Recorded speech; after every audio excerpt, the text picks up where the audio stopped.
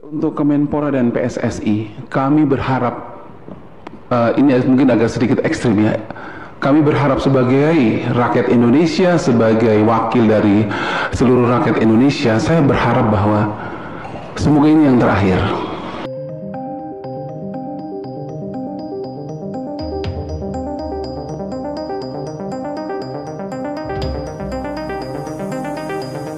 Suasana gedung DPR RI ribut masalah pemain naturalisasi dan meminta stop melakukan perekrutan pemain luar, sampai mengatakan Indonesia tak kekurangan atlet sepak bola.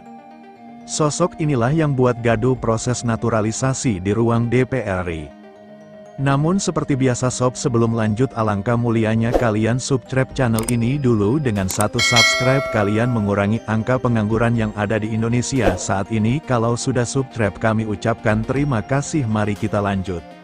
Lagi-lagi masih saja ada oknum yang tak suka akan kehadiran pemain keturunan atau naturalisasi dan diri timnas Indonesia. Parahnya, sosok yang terlibat dalam polemik pemain naturalisasi ini turut andil dalam proses tersebut. Kali ini anggota Komisi 10 DPR fraksi Demokrat, Anita Jakobaga, meminta Kemenpora untuk tidak selalu mengandalkan para pemain naturalisasi. Kritik tersebut ia lontarkan lantaran menurutnya Indonesia punya kemampuan untuk menyuplai atlet-atlet level internasional dari berbagai daerah. Dia mencontohkan sepak terjang daerah asalnya, yakni Nusa Tenggara Timur, yang melahirkan sejumlah atlet kompetitif untuk berbagai cabang olahraga. Kami berharap sebagai rakyat Indonesia, sebagai wakil dari seluruh rakyat Indonesia, saya berharap bahwa semoga ini yang terakhir. Karena kita tidak miskin atlet. Siapa bilang kita miskin? Kita banyak atlet. Kami dari Komisi 10 DPR RI Lita Mahfud Arifin juga bertanya soal sumber dana yang dibutuhkan PSSI untuk menaturalisasi pemain keturunan.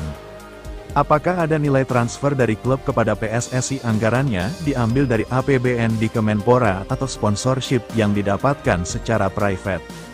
Terima kasih. Sebentar saja pertanyaan tersebut dijawab langsung oleh Sekjen Yunus Nusi dengan jawaban sangat menohok. Kemudian untuk naturalisasi kami tidak pernah membayar atau memberikan nilai kepada mereka, bahkan ada beberapa pemain seperti Sen Patinama dan beberapa lainnya yang berasal dari luar Ambon, ada yang dari Semarang. Malah orang tua dan kakeknya yang sangat berharap anak-anak ini bisa memperkuat tanah kelahiran orang tuanya. Tanah kelahiran bagi para pemain keturunan bisa bermain untuk skuad Garuda merupakan kebanggaan yang tidak ternilai harganya. Memang polemik pemain naturalisasi ini belakangan terus mencuat dan selalu disusul oleh alasan-alasan yang tak berdasar. Ya, sebelumnya anggota Komisi 10 DPR RI Nuroji mengaku tidak terlalu bangga dengan prestasi timnas Indonesia sekarang yang banyak diperkuat oleh naturalisasi. Meski yang berasal dari Partai Gerindra mendukung kebijakan naturalisasi secara prinsip, yang merasa kebanggaannya terhadap timnas Indonesia mulai berkurang. Salah satu alasannya adalah karena banyaknya pemain naturalisasi yang mengisi skuad Garuda hingga hampir mendominasi seluruh tim. Ia menyoroti bahwa strategi naturalisasi yang dilakukan PSSI tidak bisa dijadikan solusi jangka panjang untuk mencapai prestasi instan seperti memenangkan turnamen atau kompetisi internasional. Ia membandingkan dengan negara-negara seperti Jepang dan Korea Selatan, yang meskipun ada pemain naturalisasi, mayoritas pemain mereka adalah produk lokal. Lebih lanjut, menurutnya Kemenpora serta PSSI perlu mencari formula lain untuk meningkatkan kualitas individu pemain sepak bola dalam negeri daripada mengandalkan naturalisasi sebagai solusi utama. Tentu saja pernyataan Nuroji itu langsung menuai beragam tanggapan dari masyarakat, terutama di media sosial. Banyak yang mengkritik sudut pandang anggota DPR tersebut dan memintanya untuk melek dengan prestasi yang ada di timnas Indonesia saat ini. Tentu saja kritikan yang diungkap oleh para anggota DPR ini tak sejalan dengan apa yang telah diharapkan oleh pemangku tertinggi Federasi Tanah Air, Erick Thohir. Ya, padahal Erick Thohir berharap Komisi 10 DPR RI dapat memberikan dukungan penuh untuk memperlancar proses naturalisasi dari para pemain keturunan. Erick berharap proses naturalisasi pemain yang saat ini sedang berjalan dapat diproses dengan baik, sehingga para pemain keturunan bisa tampil membela timnas Indonesia sesuai dengan target yang ditetapkan.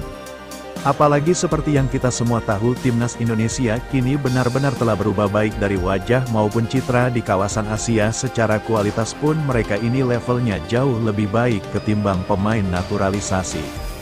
Di era sebelumnya, yang ujung-ujungnya mentok cuma main di Liga Indonesia, tak cuma itu secara level permainan pun juga meningkat, karena akhirnya bisa menerapkan sistemnya dengan maksimal, karena kualitas pemain yang bisa mengikuti upaya memajukan sepak bola tanah air ini. Seharusnya didukung oleh semua elemen, agar padu dalam menjalani prosesnya, walau tak bisa dipungkiri enggak semuanya bisa mendukung, tapi dengan mayoritas pihak dan publik yang menginginkan perkembangan lebih baik, lupakan saja oknum yang menghambat jalan untuk maju beberapa pihak yang tak suka atau benci dengan upaya ini.